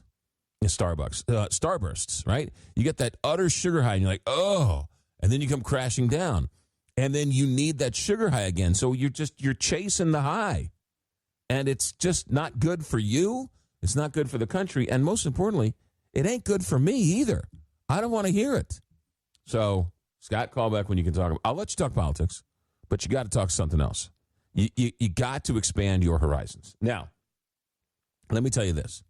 Today is May 4th. It's also my sister's birthday. Happy birthday, Kelly. And at school, for kindergarten, they allowed the kids to wear a Star Wars shirt today. She wears a uniform, but today in kindergarten, they said, in honor of the day, they can wear a Star Wars shirt. So we got her a nice little Yoda shirt, and she wore it to school today. Last night, she said, oh, I want to watch Yoda. So we said, oh, okay, let's watch the first Star Wars. Now, I saw the first Star Wars in the movie theater. Tommy Howard's father took me to the very first Star Wars, 1977. And to be honest with you, the only thing that I really was of any interest to me was Carrie Fisher running around without a bra on. And I turned to then 10-year-old Tommy Howard, and I was 10, and I said, I don't think she's wearing a bra. That was what I remember of Star Wars. Because I'm not a Star Wars guy. I'm going to sneeze. Hold on. Excuse me. Oh, sorry about that. Came out of nowhere. I'm just not a Star Wars guy. So I go searching for Star Wars last night. Did you ever search for Star Wars? You say Star Wars, right? You type in Star Wars. 800 different projects. Legos, cartoons, episode 1, episode 5, episode 9, I'm like, I just want to watch the first one. Well, the first one's not the first one. The first one's the fourth one. The first one's the fourth one. The fourth one's the first one, right? Because the fourth one was really the first one, but it was really episode 4, A New Hope, which I didn't know. So it takes me an hour and a half to figure out which is the first one. Then I turn it on. When was the last time anybody saw the fourth one, or the first one, the original, 1977? With all due respect to the Star Wars fans out there, please call me up and help me understand the Star Wars phenomenon, because I'm watching the very first one last night, and I can't tell if it's Star Wars or Spaceballs. That's how bad it is. It doesn't stand the test of the first one. Does not stand the test of time. It is just not very good. And so after about, 10, 15 minutes, she's like, when does Yoda come? I'm like, I don't know when Yoda comes. So we ultimately turn it off. Turns out Yoda isn't even in the first one. Who knew? Yeah, I don't, with all due respect, I know people who love him. I have great respect for people who are fans of Star Wars and are fans of it all. I missed it. I don't get it. And after watching the first one, you had white guys in helmets who were, I guess, part of the rebel cause. And they're running around with laser guns on a spaceship, shooting laser guns in space. I don't know. It just seems so corny and so silly and so campy. Was that the whole idea? That was supposed to be campy? Because it was just so ridiculous. So anyway, we turned it off, and may the 4th be with you. I know it's a big day for you people who are Star Wars fans. I don't understand it. I wish I did. I wish I could get into it, but I don't understand Star Wars. And forgive me, it is one of the great disappointments in my life that I cannot enjoy Star Wars like the rest of you people out there. But for those of you who care, may the 4th be with you. All right, I'll shut up. We got phone calls to get to. 1-844-2-McGraw, 1-844-262-4729. Also text lines, also phone calls. Stay ahead. Right ahead. Stay right there. America at Night. Back in a moment. Coming to you from the heart of the nation, this is America at Night with McGraw Milhaven.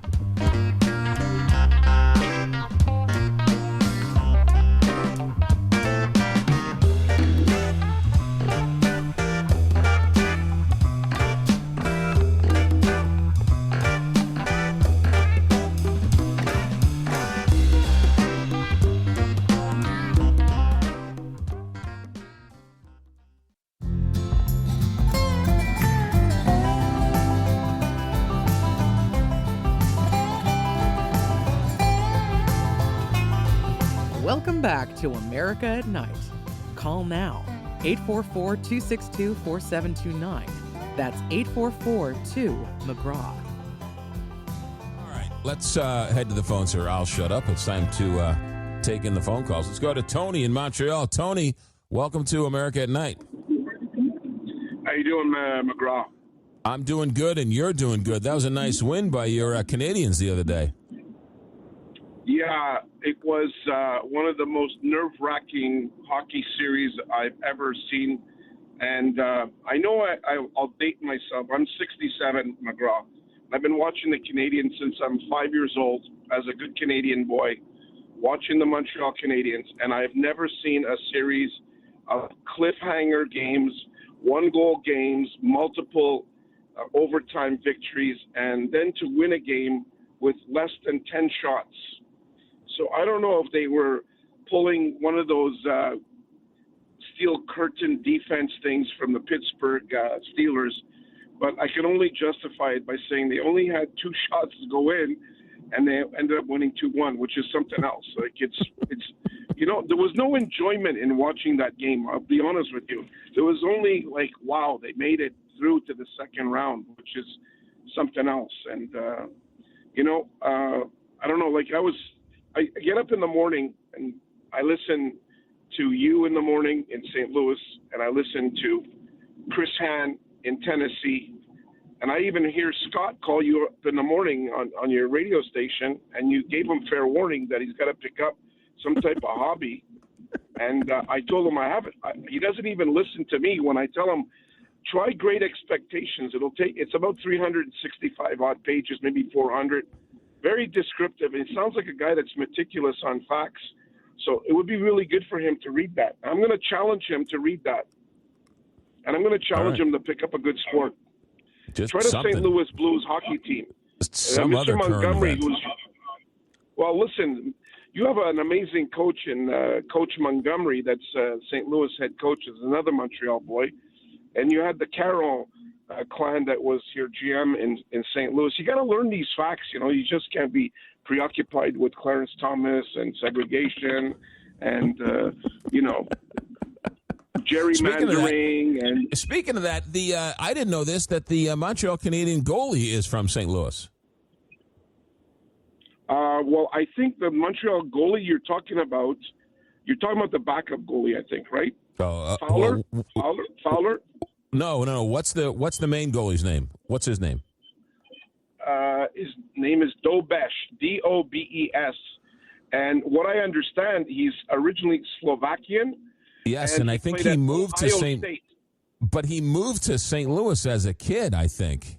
And the post game, he was talking about what a fan he was of Jordan Binnington, and that's why he wanted to become a goalie, because he was a fan of Jordan Binnington. Well, here you go. That's why I love St. Louis even more now.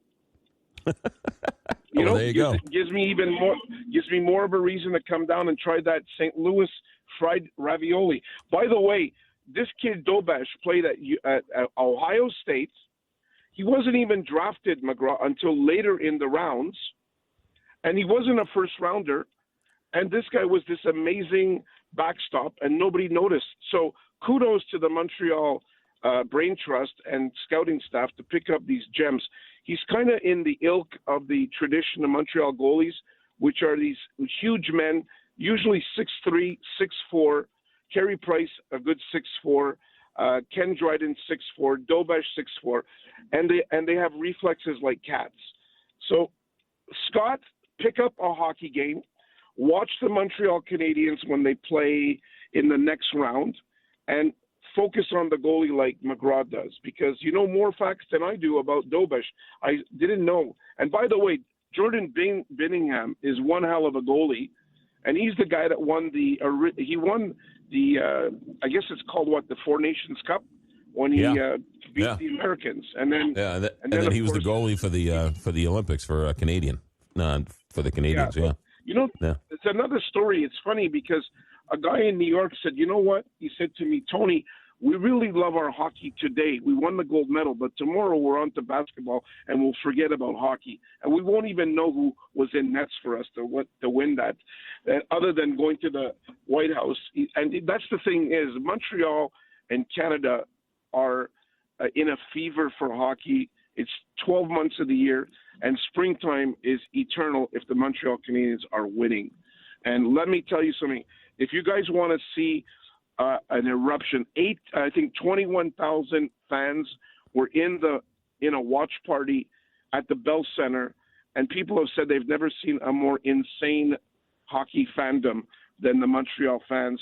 So you can imagine, McGraw, what type of fans we have. They're rabid, and they want to win, and they idolize their hockey player stars. They idolize them. Tony, I have my team this playoff season is the Canadiens, so I'm rooting for you. I don't know. Hey man, I like you even more now. I don't know if that's good or bad. Maybe I'm a jinx. All my teams lose, so maybe you don't want me cheering for your team, but I'm cheering for you. You know what? Listen, McGraw, I like you now even more, but let me tell you something. I believe in good luck, and you're going to bring us good luck, because I'll tell you one thing. I don't like fair weather fans. I like people that stick with their teams. And if you, like I said the other day, you're a New York Mets guy, and you still stick with them when they win or lose. And that to me, as King Lear says, loyalty is more important than anything else. King Lear said that, so I believe in King Lear. Tony, thanks for the phone call. Have a good night. Thanks, man. Yes, Met fan and a Jet fan. I'm still suffering the Jets, but I got a feeling about these Jets. I don't want to jinx them, but I got a feeling about these Jets. From the text line, here we go. 1-844-2-McGraw. Now that Tony's gone, we have a couple lines open for you right now. 1-844-2-McGraw. 1-844-262-4729. Let's see here. From Alabama, I've already added the alert to my phone. I love them. Yes, all you need to do is text in your name and number, and we'll send you a lineup for the guests each and every night, except for tonight because I kind of messed up. But other than that, Alex is on top of things. So yeah, text in your name and Alex will send you the link, and then you can sign up, and you're off and running. Here's from New York. You are amazing, and I'm turning in to God bless you for everything you do, and I love you, and I appreciate you for speaking the truth and putting it all out there. Thank you very much. Doug in Sheboygan. Sorry to hear about John Sterling. Yeah, the voice of the Yankees passed away.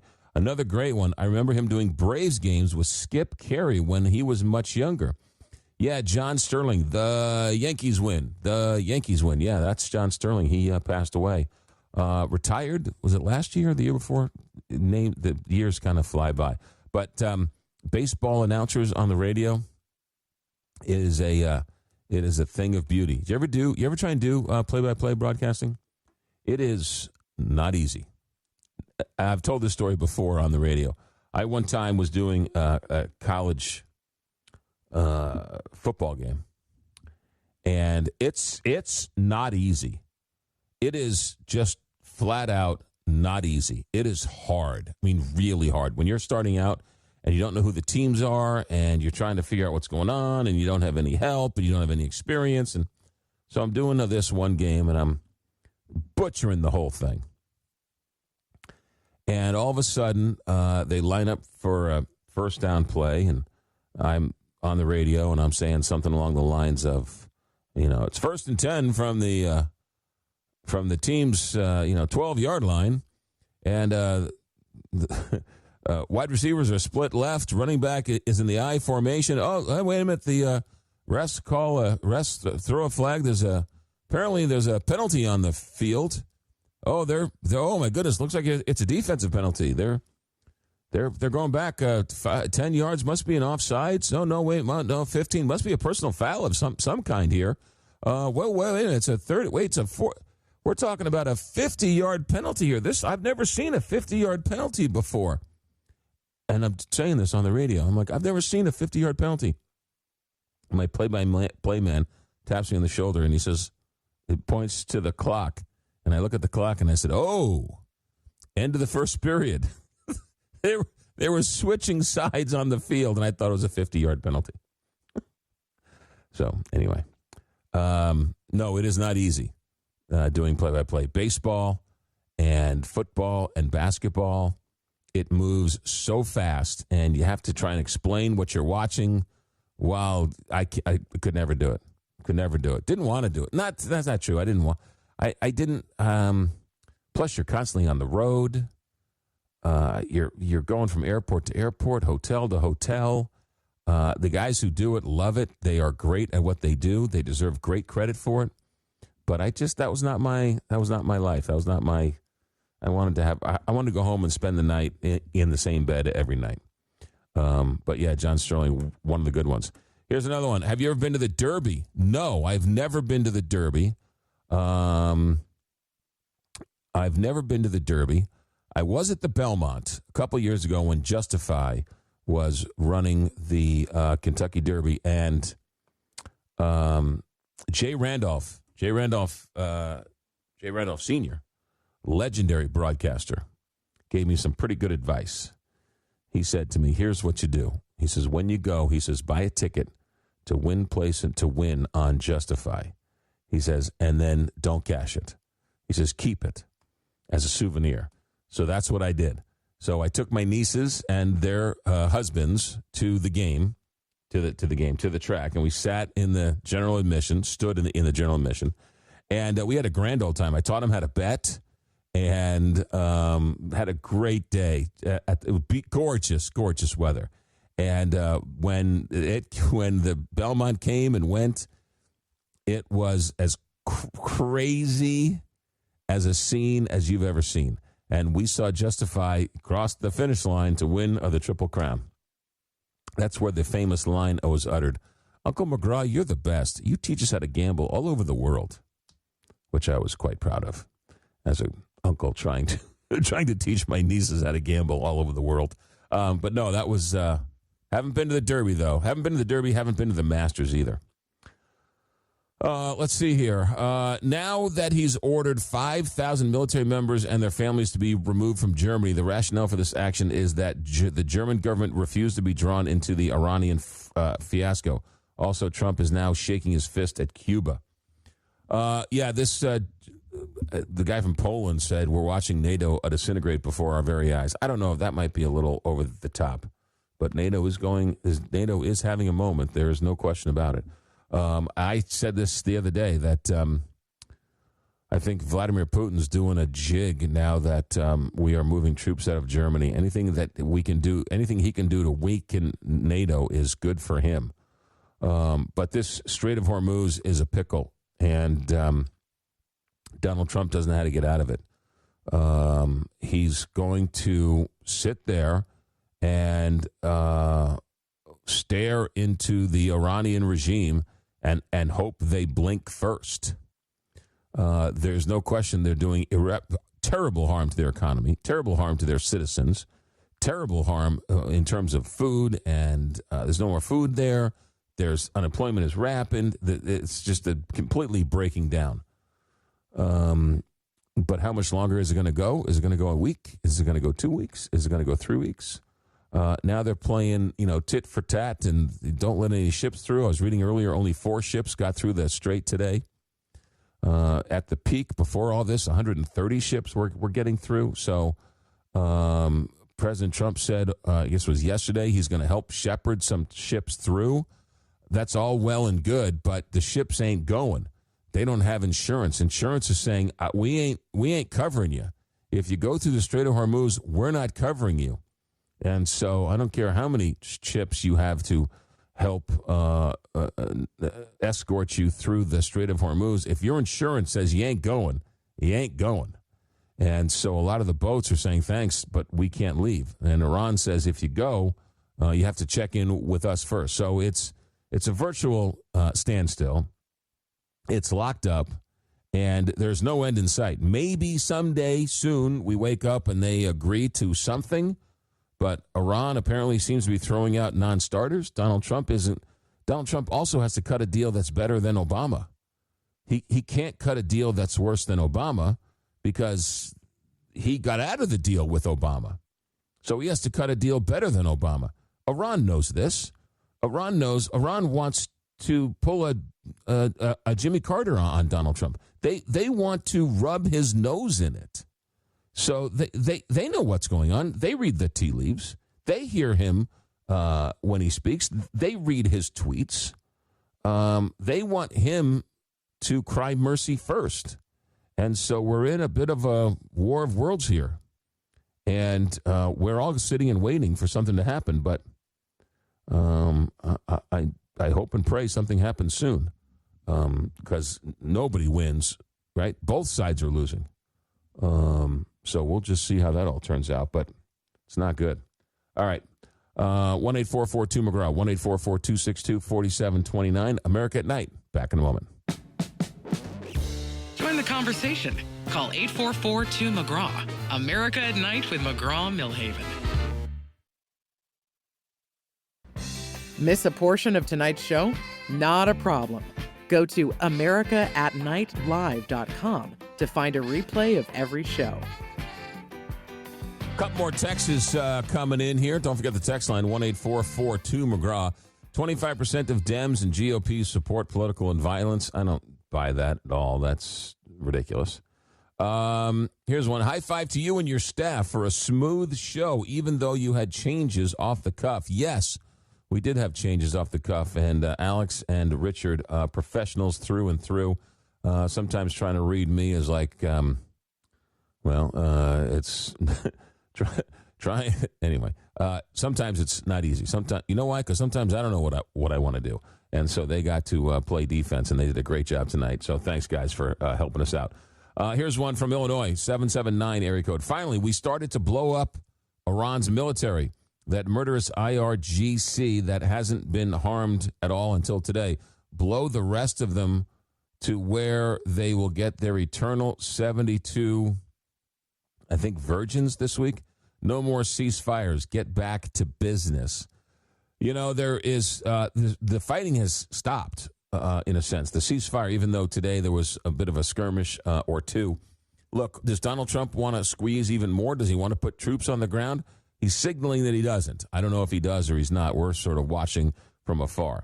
Right? He clearly, I'm assuming he rejected the idea of going after Karg Island, which didn't open up the Strait of Hormuz. Do you start putting boots on the ground? What do you go and decimate? Everything's already been decimated. How much more can you decimate?